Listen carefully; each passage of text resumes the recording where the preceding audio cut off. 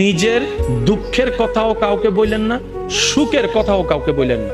কথাটা একটু শুনতে আপনার কাছে অন্যরকম লাগলেও একটু ভিতরে গেলে আপনি নিজেই বুঝতে পারবেন। আপনি নিজের মনের দুঃখ কষ্ট সহ্য করতে না পেরে হালকা করার জন্য যাকে বলছেন, মনে রাখবেন আপনি তার কাছে কিন্তু কোনো না কোনো ভাবে একটু ছোট হয়ে যাচ্ছেন।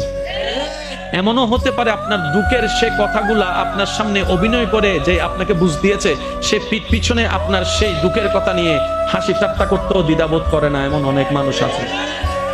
আপনি যাকে দুঃখের কথা বলে মনকে হালকা করার চেষ্টা করছেন, আপনার দুঃখের কথার সে দুঃখটা সে বুঝবে না, কারণ তার সাথে তো সেটা ঘটেনি।